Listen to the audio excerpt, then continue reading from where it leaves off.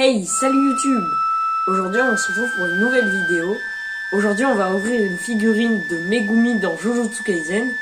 Alors comme toujours c'est une figurine animée Heroes parce que c'est la meilleure marque pour faire des stop motion vu qu'elles tiennent très bien debout. Elles se démontent pas comme la plupart des figurines articulées. Et en plus les mains souvent elles sont très bien faites. Il y en a beaucoup, il y a des accessoires. Et en plus ces mains sont faciles à mettre. Et franchement c'est vraiment les meilleures figurines pour faire des stop motion. Et en plus, elle a l'air d'avoir plein de mains qui ont l'air vraiment stylées pour faire toutes ces invocations.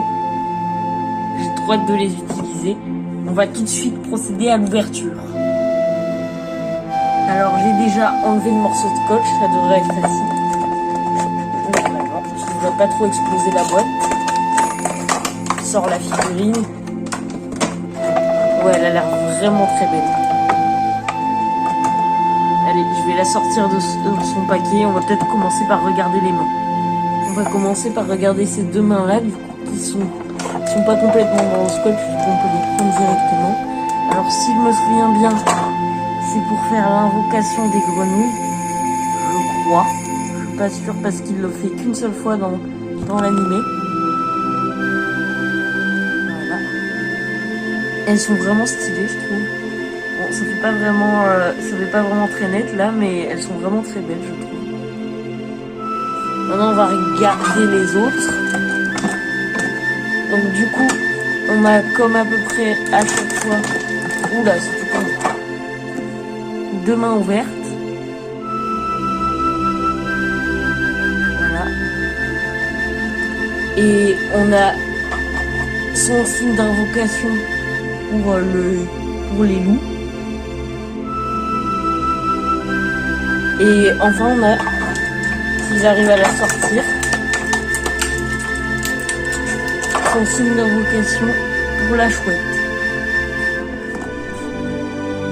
Bon, bien sûr, les mains ne se décrochent pas, mais c'est un peu normal parce que de toute façon, ça aurait été difficile de refaire les mêmes signes.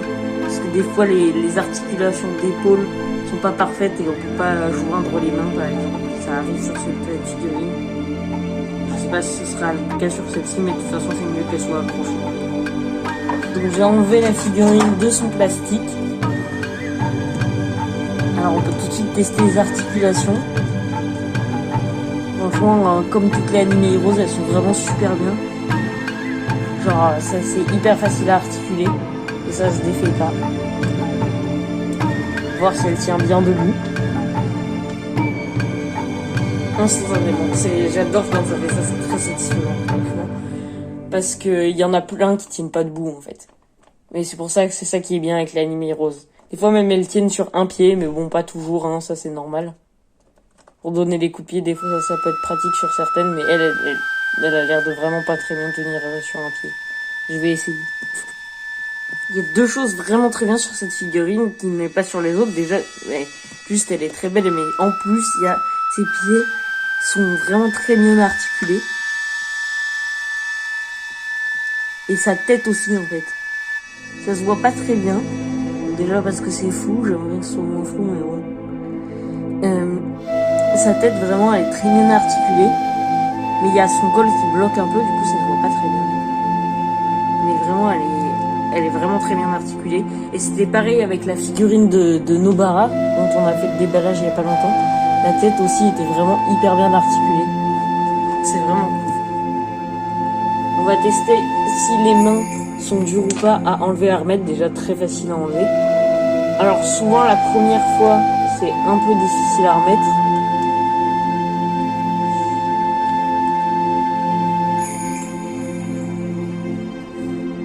Ah non, finalement, bon j'ai pas trop entendu le clip, mais non c'était assez facile.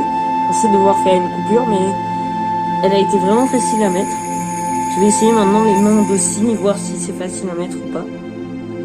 Les mains de cygne sont vraiment très stylées, elles sont vraiment faciles à mettre. Juste, il y a un truc bizarre, c'est qu'elles sont vraiment, celle-ci en tout cas, j'ai pas essayé les autres encore, beaucoup plus petites que les mains normales. Si on compare, bon ça fait pas le focus, mais si on compare, ça se voit, c'est beaucoup plus gros en fait. Et ça fait un peu bizarre, mais sinon vraiment, elles sont vraiment très stylées. Donc ça c'est l'invocation du signe de sa chouette du coup. Et là déjà les mains sont plus de la bonne taille, contrairement à l'invocation d'avant. Le truc dont j'avais pas parlé non plus, c'est que son bassin aussi il est très bien articulé. On peut vraiment presque le retourner en fait. Totalement. Voilà. Et ça rapporte beaucoup de possibilités pour le stop motion. C'est vraiment cool, les articulations qui sont très fluides comme ça. Et ça, du coup, c'est son invocation pour les grenouilles. Bien sûr, dites-moi si je me trompe en commentaire, parce que je suis plus sûr, ça fait longtemps que j'ai pas vu Jujutsu Kaisen, même si du coup il y a la nouvelle saison qui est sortie il y a pas longtemps, mais on l'a pas vu se battre. Mais en tout cas, la figurine est vraiment très stylée. Mes mains préférées, c'est celle-là, celle de la chouette. Je trouve vraiment que c'est une mieux faite.